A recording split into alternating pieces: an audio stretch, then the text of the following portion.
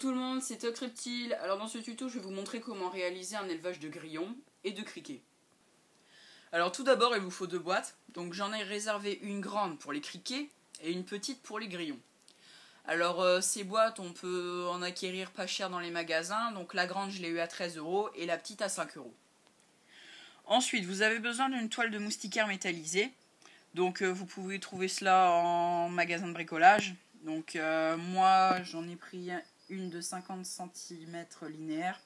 Donc je l'ai payé 6 €.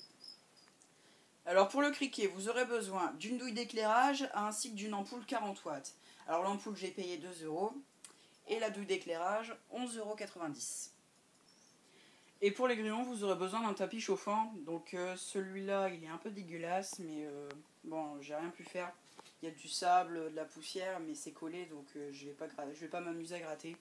Donc ça, vous en trouvez en animalerie vers les 14 €.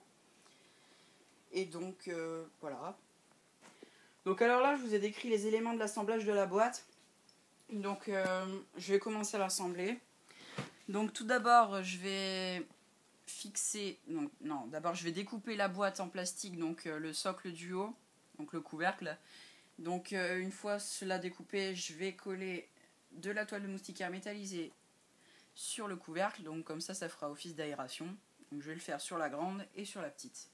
On se retrouve juste après. Donc ça y est, je viens de terminer la boîte avec les criquets. Donc j'ai tout agrafé par le dessous et j'ai fait, pour pas que ça fasse dégueulasse, j'ai rajouté quelques éléments décoratifs, comme le ruban adhésif rouge. Et j'en ai profité en même temps pour mettre la lampe. Donc la lampe, donc elle marche. Je l'ai fixée avec des tiges métalliques contre la toile de moustiquaire métallisée. Donc je l'ai testée, donc elle chauffe pas, elle n'est pas trop chaude. Donc la température sera idéale pour les criquets. Donc maintenant on va s'occuper de ce qu'on va mettre à l'intérieur. Alors pour l'eau, dans un récipient vous allez mettre du coton imbibé d'eau, donc ça suffira. Voilà. Pour le substrat du sol, du son d'avoine suffit amplement. Pour les cachettes, j'ai 2 boîtes à œufs, donc ça sera, je crois que c'est même déjà trop pour les cachettes, donc c'est super. Et il vous faudra bien évidemment des criquets, donc des criquets adultes bien entendu, donc je crois que j'en ai une vingtaine, donc ça suffit pour débuter. Donc je vais tout installer et on se retrouve juste après. Donc voilà, j'ai tout installé sauf les criquets car j'ai oublié de vous parler du pondoir. Donc le pondoir, une boîte à criquets ou à grillons suffira.